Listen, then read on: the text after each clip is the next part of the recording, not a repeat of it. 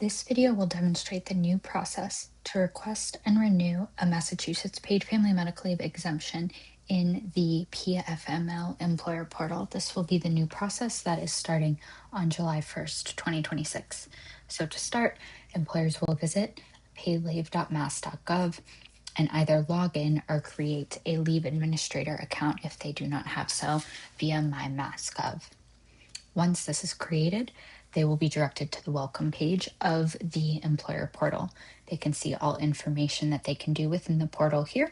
And the first step is to verify access to their EIN. You can see in my example, I have already verified access to one EIN, Whitebird Wireless Supply Chain LLC, but you can verify access to as many EINs as you want within one login here. And you can also add other staff members to an EIN if you need them to see that information as well. Once you've verified access to an EIN, if that EIN has a history of being exempt from the Massachusetts Paid Family Medical Leave Program, the Exemptions tab will appear here. The employer will be able to see all past approved exemptions that they submitted in the Department of Revenue system, and they will all show here with their coverage type, effective dates, and which EIN there is.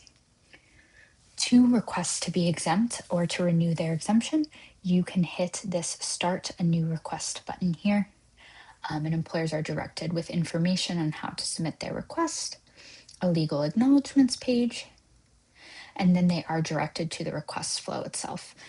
They can leave, go back to their exemptions tab, and resume the request whenever they want as well, so they can start and stop and save information for an in-progress request. For the request itself, they will be required to enter in contact information. And this information will be used if the Department of Family Medical Leave has any questions about the exemption. Next is if the employer has a third-party administrator. So if their insurance plan is administered by a third party, this is where the user can enter in the contact information of that person at that company. For this purpose, I'm going to say no. And then we have organization information. So if the organization, half of the workforce was paid through a 1099 form, yes or no, and then the average size of the Massachusetts workforce in the last calendar year. And there's a link there to help employers figure out what their total workforce count is within the last calendar year if needed as well. Then the next section is about the private plan itself. This is where the employer will choose if they have a purchased private plan. So if they have an insurance carrier or a self-insured private plan, whether they are taking on the financial responsibility themselves. For this video, I'm going to choose purchased private plan. They'll enter in their coverage type here. And then there's a pre-populated drop-down of all of the insurance carriers that are already approved by the Massachusetts Division of Insurance. So I will go ahead and choose one from here. And then the policy form numbers are also just the approved policy form numbers from the Division of Insurance as well, available via a drop-down as here.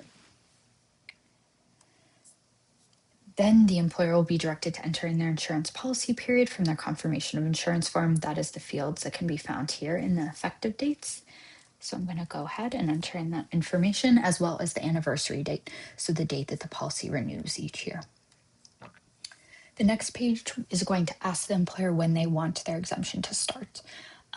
In most cases, the exemption will be starting in the upcoming quarter. So in this case, that is July 1st. Then the last step is to upload the confirmation of insurance form itself. So I'll go ahead and do that here. And then all 4 steps have been completed. So then you can go ahead and review and submit your request. Look back at all information. You can go back and edit any section that you need to, etc. And then you can go ahead and submit your request. After the request is submitted, the employer will then receive an email with updates to the adjudication of their request and instructions on where to log in to find more information if their request has been approved, denied, or needs more information.